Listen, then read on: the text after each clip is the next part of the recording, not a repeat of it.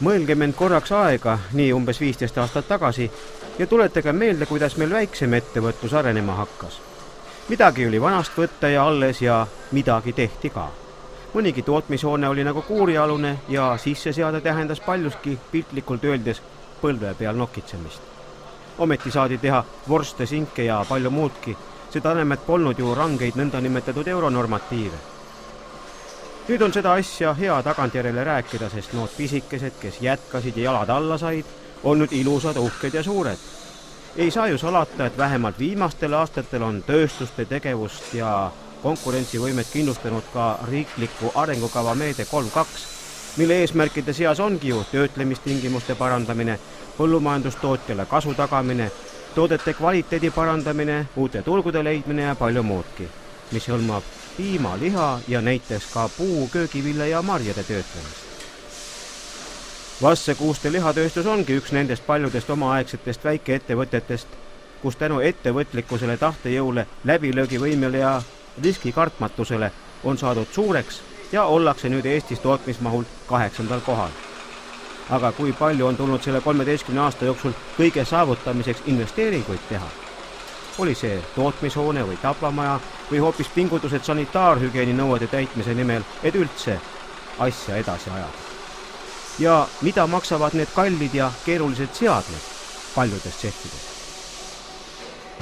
No kallid on kõik seadmed, mis on tootmises, aga kvaliteedi paneb ikka paika ka hind, seadme hind ja päritolu maa ja mis saab selle seadmega teha.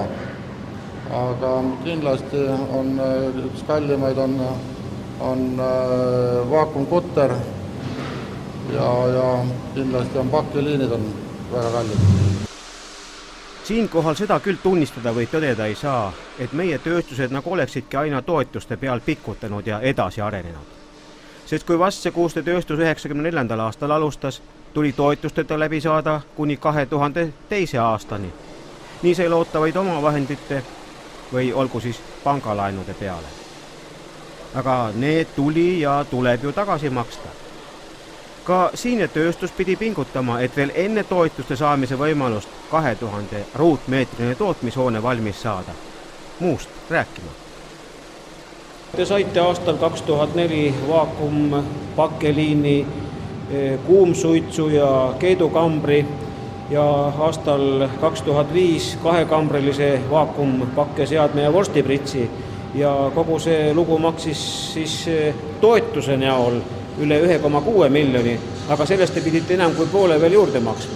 Jah, kui sinna nüüd arvestada 60% juurde, siis see oli meiepoolne vajadus lisada see raha, et muidu ei oleks seda toetust saanud. Ja ikkagi, mis puutub üldse toetusse, et antakse toetust nendele tööstustele ja firmadele, kus on ikka näha, et see lihatööstus või on ta teine firma, on võimeline ise juurde panema ja ta on ka võimeline nende seadmetega tööd tegema ja pakkuma palju paremat kvaliteeti. Kui tõhus on see riikliku arengukava meede 3.2 siis töötlejate jaoks olnud, kui arvestada tervikuna nende investeerimisvajadusi? No selge on see, et investeeringuvajadused on alati ettevõtetel suuremad, kui riik suudab nendele toetust pakkuda, aga kui vaadata nüüd ettevõtete endi hinnanguid nendele projektidele, mis on ellu viidud, siis üldiselt on need hinnangud väga positiivsed ja ettevõtted reeglina leiavad, et see toetus on oma eesmärgi täitnud kas hästi või väga hästi. 2004. ja 2005. aastal toimunud taotlusvoorudes esitati siis kokku 88 toetuse taotlust, millest siis 58 rahuldati. Ja nendele rahuldatud projektidele on tänaseks päevaks makstud toetust kokku enam kui 167 miljonit Eesti krooni. Ja selle toetuse kaasabil on siis ellu viidud investeeringuid, mille väärtus on enam kui 400 miljonit krooni. Ka aktsiasilt Saarek alustas oma tegevust pea samal ajal kui Vasse Kuuste lihatööstus. Saarek on niisugune ettevõte, kus ostetakse kokku kõiksuguseid marju, puhastatakse need ja valmistatakse moosiseid tooteid lisandeid. Nii jogurtite, jäätiste kui kohukeste maitsestamiseks. See tähendab, et siinne toodang läheb teistesse tööstustesse ja mitte otse jaemüüki. Nagu isegi näete, on Tartu lähedal Reolas kõik puha uusi ja ilusaid hooneid täis ehitatud, kus vastavad riikliku arengukava toetust märkivad sildid neid suuri tegemisi ka kinnitavad. Marjade töötluse tootmishoone või marjalisandite tsehh sai nii hoone tehnoloogiaseadmete kui labori peale meetme 3.2 alt 7,2 miljonit krooni. Põhimõtteliselt, kuna Saarek on tegelenud siin üle 10 aasta nende metsamarjade kokkuostmisega, siis mõtlesime, et väga oluline on minna nagu edasi ja siis see marjalisandite tootmine ongi üks samm edasi ettevõtte arengus. Et sisuliselt on ta marjade töötlemise alla läheb juba. Kui marjalisandite tootmishoone sai meetme 3.2 alt toetuskinnituse 2005. aastal, siis aasta varem saadi sama meetme alt toetus ka külmhoone ehitamiseks, kusjuures eraldi toetamist sai näiteks marjade laserpuhasti, mille kogu investeeringu maksumus oli üksi juba 4,5 miljonit krooni. See sead on juba nii-öelda tõeline kaasaeg, aga kuna käimas oli just marjade sisseost ja samal päeval veel saabunud marjapartiide külmhoonese laadimine, siis selle peene laserpuhasti tööd kahjuks näha ei õnnestunud. Mari, mida parasjagu konteinerist külmhoonese laeti, pole midagi muud kui Läti mustikas. Ja üldse ostetakse sisse veel pohla, jõhvikat, murakat, Eesti marjakasvatajalt punast ja musta sõstart, aga samuti mustikat.